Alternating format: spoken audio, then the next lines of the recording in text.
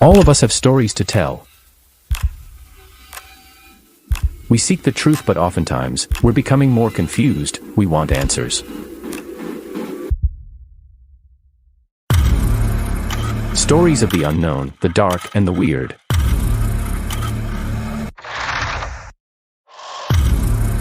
Stories from the Great White North and from all over the world. Come join us as we seek the truth. Find the answers, discover the mysteries, and face our fears.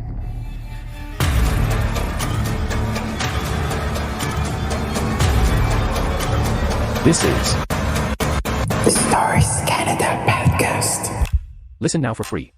Episodes now available to Spotify, Apple Podcasts, Stitcher, Google Podcasts, and wherever you listen to your podcast. Hello? Hello? Podcast Network Asia.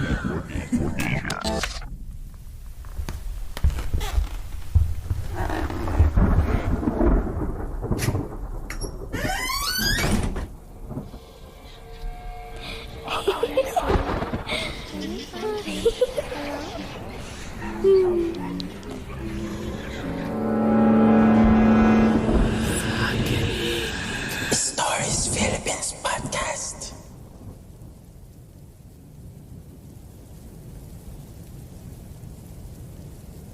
Binuhat ko ang katawan ng aswang sa kabila ng aking takot at pandidiri.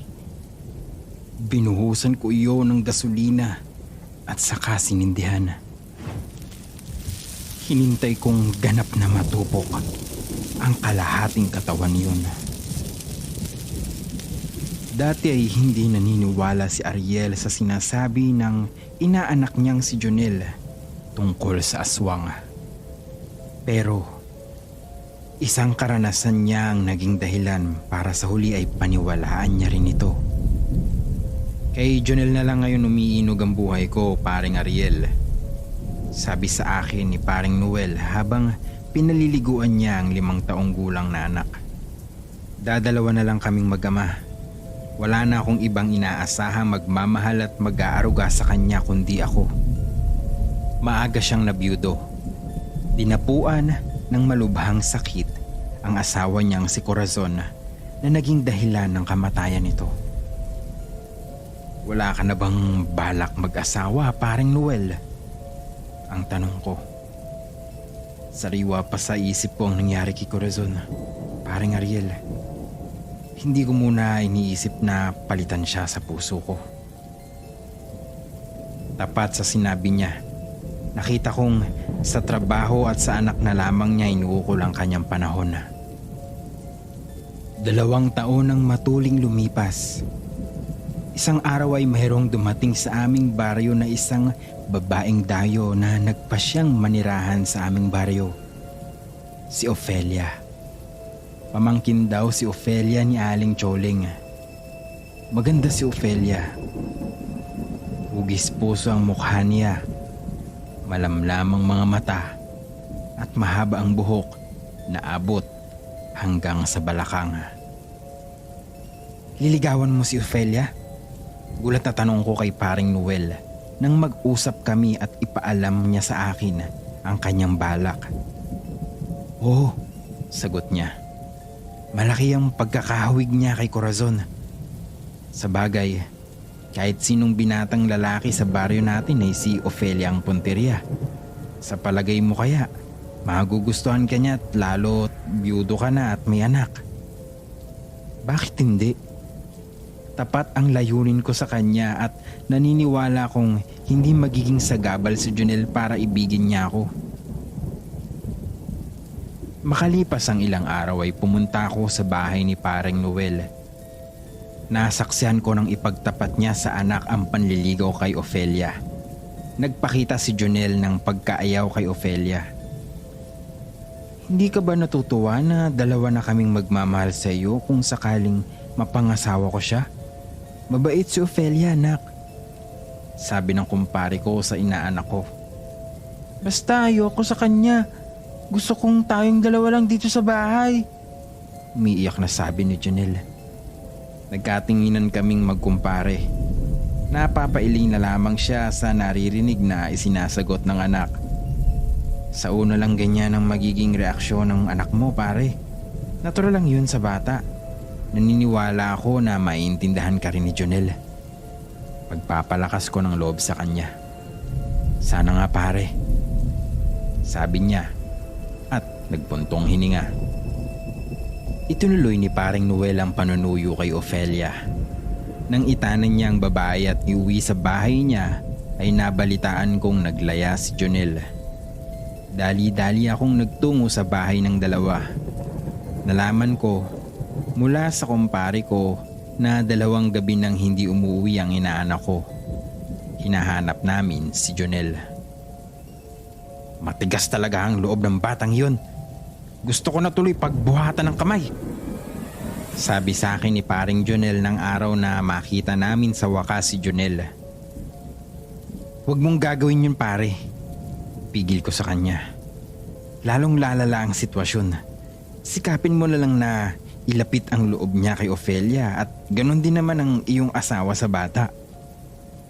Ganon nga ang ginawa ni paring Noel.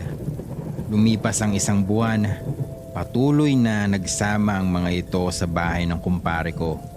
Tahimik at normal ang pamumuhay ng mga ito. Kapag dumadalaw ako sa bahay ng mga ito ay nakikita kong inaasikaso ni Ofelia si Jonel. Parang ang naging maamo na ang inaanak ko sa madrasta niya. Isang gabi, pumunta sa bahay ko si Jonel. Takot siya at nanginginig pa ang katawan. Nang mahimasmasan siya ay inusisa ko siya at ikinagulat ko ang sinabi niya. Ha? Ano ka mo? Aswang ang nanay Ofelia mo? Totoo po, Ninong Ariel. Aswang siya. Nakita ko na pumapangit siya habang nagpapahid ng langis sa buong katawan. Natigilan ako. Hindi na bago sa akin na maringgan ko siya ng ganon. Kahit noon wala pang madrasta niya ay mahilig na siyang magsabi ng kung ano-anong nakikita raw niya na katulad ng kapre, tiyanak, tikbalang at iba pang kinatatakutan niya. Nang pauwiin ko siya ay tumanggi siya, nagiiyak. Nanibago tuloy ako. Hindi ko siya kinakitaan ng ganoong labis sa takot nung nagkwento siya ng mga kung ano-ano. Humahangos na dumating si paring Noel. Nang malaman niya ang sinasabi sa akin ni Jonel tungkol kay Ofelia ay nagalit siya. Sa kauna-unahang pagkakataon sa harap ko ay napagbuhatan niya ng kamay ang anak. Ayokong malis ka ng bahay. Huwag mo rin sinasabing masama ang nanay Ofelia mo, maliwanag. Sigaw niya sa anak. Sinunturon niya pa ang inaanak ko. Opo, itay. Umihikbing tugon ni Jonel. Ginabi ako ng uwi. Galing ako sa kamag-anak ko na nakatira sa kalapit na probinsya. Habang minamaneho ko ang owner type jeep ko, ay isang malaking ibon ang natanaw ko na lumilipad sa madilim na kalangitan. Nang makalampas ako sa bahay ni paring Noel ay lumingon ako at nakita kong sa mismong bubong ng bahay niya dumapo ang malaking ibon. Tumayo ang mga balahibo ko sa takot, kaya pinasibad ko ng palayo ang owner. Kinabukasan, humahangos na nagsadya sa akin si paring Noel. Hinahanap niya si Jonel. Hindi siya pumunta dito, pare, sabi ko. Lalong hindi siya rito natulog kagabi. Kailan ba siya umalis sa inyo? Kahapon pa. Nagpaalam daw kay Ofelia na makikipaglaro lang sa mga bata pero hindi na siya umuwi. Baka meron na naman siyang ikinatampo sa asawa mo. Wala, pare. Okay na ang relasyon nila ng asawa ko. Kung ganun ay hanapin na lang natin siya. Ilang linggo nang nawawala si Jonel nang mapunta ako sa Tabon. Ilang na lugar iyon sa aming baryo na ang dulo ay tumatago sa baryo Kasulukan. Sa madamong bahagi ng sabana ay nakapulot ako ng duguang t-shirt na nakilala ko agad na kay Jonel. Ipinakita ko iyon kay paring Noel. Umiyak siya. Hindi raw niya inakalang may masamang mangyayari sa kanyang anak. Sino ang posibleng pumatay sa bata kung pinaslang nga ito? Nag-report kami sa pulisya. Nagsagawa agad ng pagsisiyasat ang mga ito malapit sa lugar na kinatagpuan ko ng damit. Isang tinabunang hukay ang natunton ng mga ito sa di kalayuan. Doon ay nahukay ng mga ito ang bangkay ni Jonel. Napansin ko agad ang pagiging balisa ni Ofelia. Lalo na nang kunin ng mga pulis ang mga labi ng bata para i-autopsiya. Isang mabangis na hayop ang pumatay sa anak ko. Hindi makapaniwalang sabi ni Paring Noel sa mga pulis nang malaman namin ang resulta ng pagsusuri. Winarak ng matatalas na pangil at kuko ang tiyan ng biktima. Nawawala pa ang ilang lamang loob niya na maaaring kinain ng hayop. Kung hayop ang pumatay sa anak ko, sino ang naglibing sa kanya? Tanong ng kumpare ko. Baka ang nag-aalaga sa nakapatay sa kanya. Marahil ay ginawa niya iyon sa takot na masabit siya sa nangyari sa biktima. Tinanggap ni Paring Noel ang konklusyong iyon kahit hindi iyon kapani-paniwala. Ang palagay kasi namin ay tao ang pumatay kay Jonel at iyon din ang nagbaon dito sa hukay. Pagkalipas ng isang buwan ay nakita ko ulit ang malaking ibon na nakita ko bago mawala si Jonel. Lumipad iyon palayo sa bahay ni Paring Noel. Kung hindi ako nagkakamali ay patungo iyon sa kabilang baryo kung saan may napapabalitang serye ng mga mahiwagang pagpatay sa ilang residente roon. Kinabahan ako. Naglaro sa isip ko ang unang hinala ko. Ipinarada ko sa malayo ang aking jeep at patagong nilapitan ko ang bahay ni Paring Noel. Sumilip ako sa maliit na siwang sa dingding pero wala akong nakitang tao sa loob ng bahay. Kung ganoon, bakit nakakandado ang pinto sa loob? Palatandaan niyo na mayroong tao sa bahay. Bukas ang bintana pero sa silong mas natuon ang atensyon ko. May naninaw kasi ako roon na kung ano. Lumapit ako roon at nasindak ako sa aking namalas. Isang kalahating katawan ng babae ang naroroon. Natiyak kong babae ang may-ari noon dahil sa paldang nakasuot sa ibabang bahagi ng katawan. Noon ko nakuro na manananggal ang may-ari niyon. Naisip ko agad si Ofelia. Tama ang sinabi ni Jonel na aswang ang madrasta nito. At maaaring si Ofelia ang pumatay rito. Wala akong inaksayang sandali. Binuhat ko ang katawan ng aswang sa kabila ng aking takot at pandidiri. Isinakay ko iyon sa aking jeep. Pagdating sa tabon ay binuhusan ko iyon ng gasolina at saka sinindihan.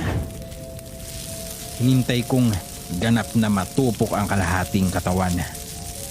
Naipaghiganti ko na si Jonel. Alam kong wala nang babalik ang katawan ng manananggal at natitiyak ko ring mamamatay na iyon. Kinabukasan, laking gulat ko dahil nakita kong kasama ni Paring Noel si Ofelia. Buhay siya. Kung ganoon ay sino at kanino ang kalahating katawan ng sinunog ko? Agad kong tinanong si Paring Noel kung umalis ba ito ng nagdaang gabi at kung kanino niya iniwan ang bahay niya. Si Nana Choleng na tiyahin ni Ofelia ang pinatawa namin sa bahay kahapon nang dumayo kami sa fiesta sa kabilang baryo. Hindi kami nakauwi kagabi pero hindi na rin namin siya inabot sa bahay pag uwi namin. Sagot niya. Ikinaligalig ko ang narinig. Lalo na nang pagkaraan ng ilang araw ay sabihan niya ako na nawawala raw si Aling Choleng. Sa labis sa takot ko ay umalis ako sa aming baryo at lumuwas sa Maynila. Baka may nakakita sa ginawa ko at paghigantihan ako. May lahi ng manananggal si Ofelia at siya ang kinatatakutan ko. Gusto ko mang pagsabihan si Paring Noel ay baka hindi niya ako paniwalaan. Wala akong matibay na ebidensya na magpapatotoo roon. Naniniwala pa rin ako na si Ofelia at hindi si Aling Choling ang pumatay kay Junel.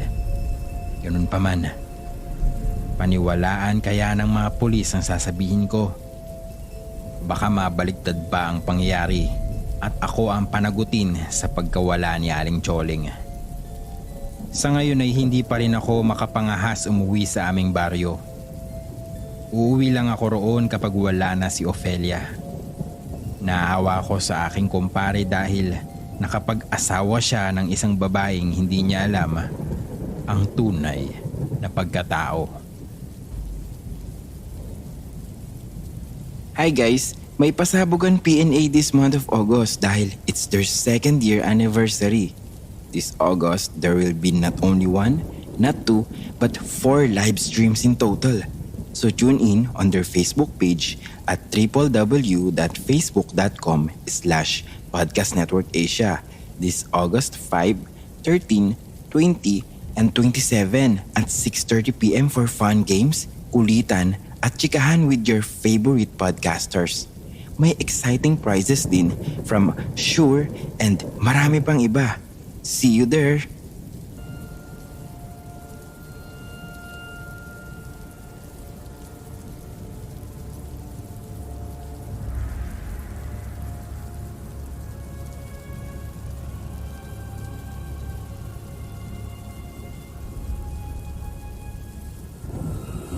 Ako ay isang ordinaryong mag-aaral na may kalokohan at bisyo sa isang pampublikong paaralan sa Maynila. May kakaibang karanasan na nag-iwan sa akin ng lubos na katanungan at katatakutan. Ganoon pa man, wala akong pinagsisisihan kung bakit ko ito nasaksihan. Ikalawang linggo noon ng November 2006, sakay ako ng pampasaherong jeep biyaheng paalabang. Pabalik ako sa boarding house na tinutuluyan ko sa Pandakan, Manila mula sa mahigit 1 linggong bakasyon sa Cavite matapos ang unang semester. Hindi na iba sa atin ang makakita ng tulog sa loob ng sasakyan. Madalas, isa rin tayo sa nakakatulog dahil sa haba at nakakainip na biyahe. Noong araw na iyon, nagawa ko ang ganoong sitwasyon, subalit sa nakakakilabot na pangyayari, isang panaginip na aakalain mong totoo ang nangyari. Sa parehong sitwasyon din ang pangyayari, sakay daw ako ng pampasaherong jeep, biyaheng Alabang, nang magising ako sa lakas ng busina nito. Pagmulat ng aking mga mata, isang truck ang tumambalad sa harap ko. Sa taranta ng aming driver, iniliko niya ito. Subalit sa sobrang kalituhan, bumangga kami sa mga halaman at madamong gilid ng kalsada at tuluyang rumagasak pababa ng bangin. Nagpagulong-gulong daw kami, kasabay ang nagsisigawang pasahero. Aray! Tulong! Saklolo! Nang mahipo ng jeep ang mabasa-basa at mabatong ilalim ng bangin, sinundan ito ng malakas na pagsabog. Ang pagsabog na iyon ang siyang gumising sa akin sa katotohanan na isa iyong bangungot. Pero tila napakahirap paniwalaan na hindi iyon totoo. Ang mga sitwasyon at lugar ng pangyayari, parehong-pareho. Pawis na pawis ako noon ng mga oras na yon. Tila imposibleng mangyari na lumatak ang mga pawis mo na ganoong kadaming tao lalo na't madaling araw iyon at napakalamig ng hangin na pumapasok sa loob ng sasakyan. Hindi ako mapakali, natataranta, kaya nagawa kong sumigaw ng napakalakas.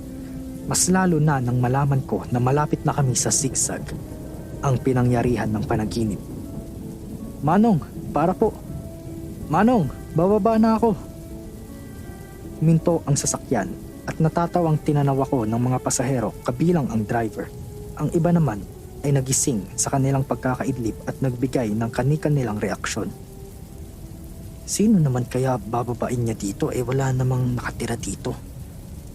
Hindi pa ako ganoong makababa sa jeep. Nakita ko ang kapwa ko pasahero na mag-asawa kasama ang kanilang anak na umiiyak. Kung hindi ako nagkakamali, nasa 7 hanggang 9 na buwan ang edad ng bata.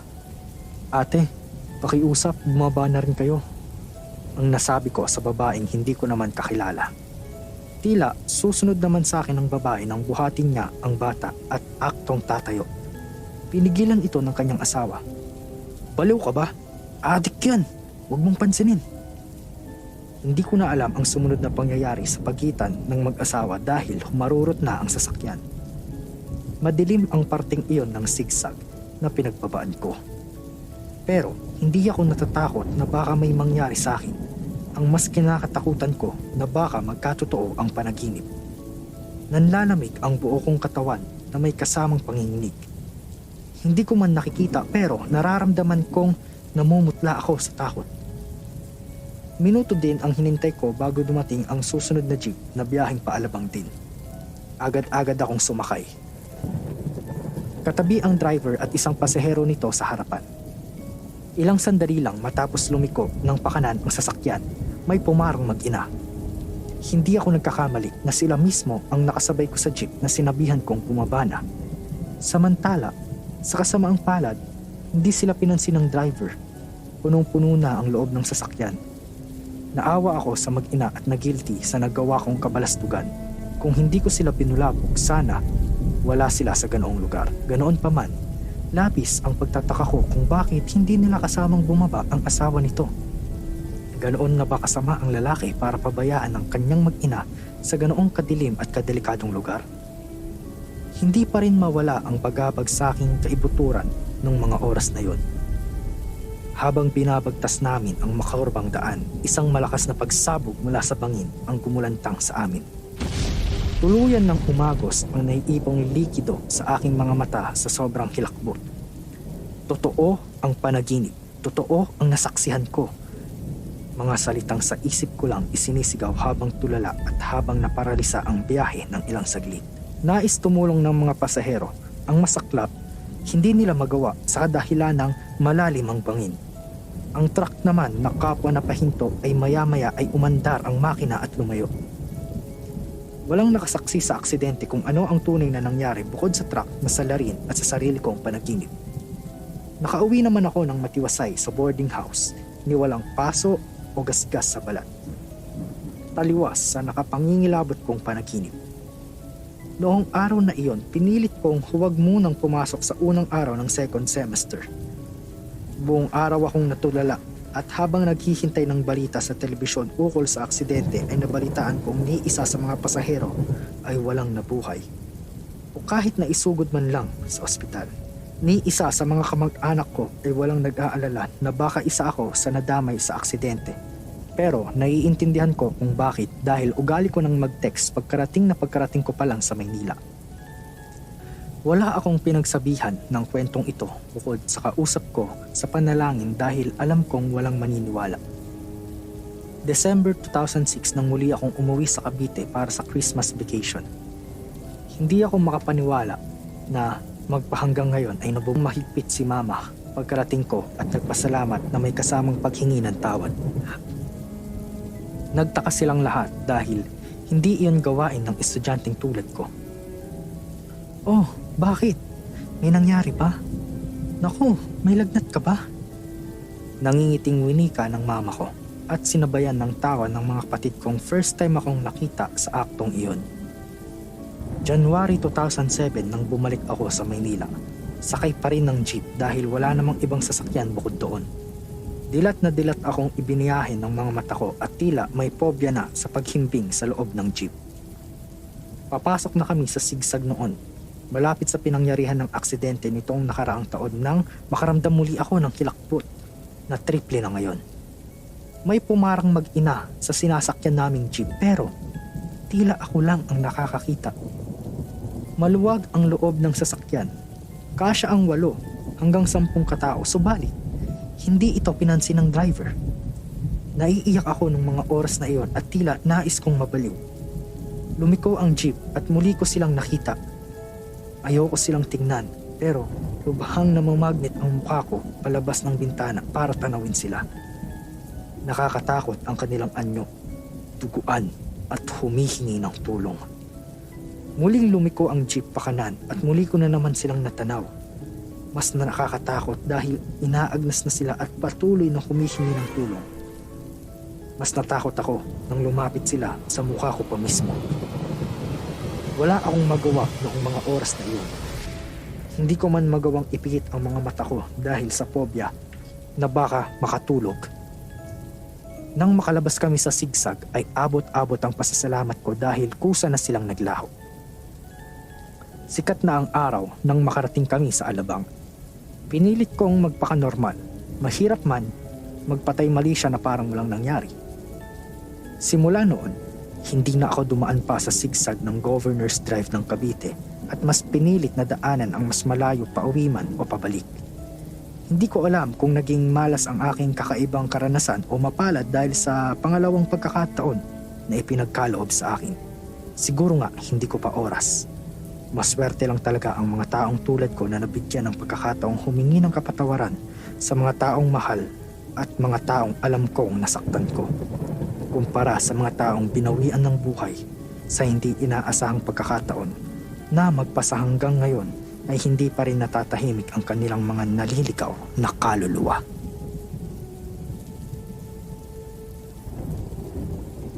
Kung may mga kwento ka namang nais ibahagi sa amin, mangyari lamang na makipag-ugnayan sa aming mga social media accounts o bisitahin ang aming website para malaman ang mga paraan kung papaano ka makapagpapadala ng mga kwento. Lahat ng link na nabanggit sa episode na ito ay makikita sa ating show notes. Muli maraming salamat sa pakikinig at hanggang dito na lamang. Hanggang sa susunod na kwentuhan natin dito lamang sa Stories Philippines Podcast. The views and opinions expressed by the podcast creators, hosts, and guests do not necessarily reflect the official policy and position of Podcast Network Asia. Any content provided by the people on the podcast are of their own opinion and are not intended to malign any religion, ethnic group, club, organization, company, individual, or anyone or anything.